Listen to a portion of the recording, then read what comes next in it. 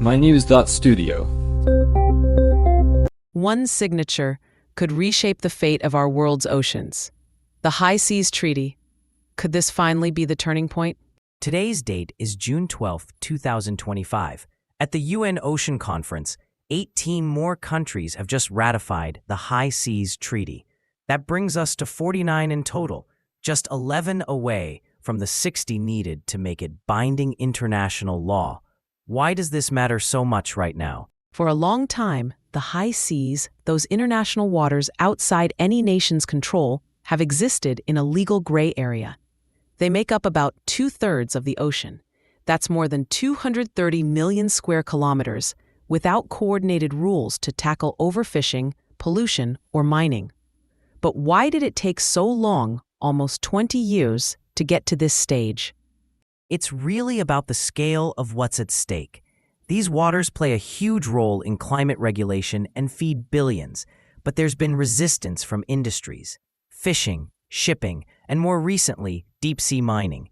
Each group had something to lose with tighter rules. Now, with the Biodiversity Beyond National Jurisdiction Agreement, or BBNJ, countries finally have a legal framework to create protected areas and set shared rules. But what will this mean practically for those industries? The treaty gives countries the power to set up marine protected areas in international waters. That could mean fisheries face strict catch limits, or even temporary closures to help endangered species recover. Shipping routes might have to change or meet new environmental standards. And deep-sea mining, which is just starting to expand, would now face environmental assessments, possibly even bans in some areas. So, is this just an economic setback, or is it a necessary adjustment? There's definitely some friction. Countries that rely on fishing worry about losing access to valuable stocks. Mining companies say they're being blocked before their industry has even matured. Still, scientists warn that without basic regulation, these ocean ecosystems are at risk of collapse. But how will these new rules actually get enforced, especially given how vast and remote the high seas are? Enforcement is probably the toughest part. There's no global ocean police. Monitoring will have to lean on technology, satellites, drones, maybe even AI that tracks vessels. But cooperation is complicated, especially when ships use so-called flags of convenience, registering in countries with weak enforcement. The big question is, will nations work together enough to make this effective? That's the question everyone's asking. At the conference, President Macron mentioned 50 countries have ratified, and another 15 are expected soon. The European Union is putting 40 million euros on the table to help developing nations join and implement the treaty. Do you think financial support is what's needed to get all parties on board? It's absolutely vital. Many developing countries depend on the high seas for food and jobs, but they just don't have the resources to monitor or enforce new rules.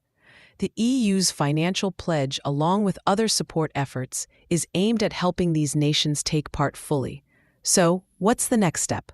Once 60 countries ratify, the treaty becomes active after 120 days, and that unlocks the ability to formally create and enforce protected areas. Exactly. And the implications are huge. The oceans regulate climate, support millions of livelihoods, and host an incredible diversity of life. If the treaty works, it could serve as a blueprint for future international cooperation and mark a real shift in environmental protection. But if momentum fades, what's at stake? Overfishing, pollution, and habitat loss could all get worse, with global consequences. Everyone is watching now. Conservation groups are optimistic. Policymakers are hopeful. But the last challenge remains. Will those final 11 countries act? If they do, we might see the largest, most coordinated ocean protection effort in history. That's all for today's episode. The high seas are closer to real protection than ever, but the outcome is still uncertain. Thanks for tuning in. This episode was brought to you by mynews.studio. Give it a try for free.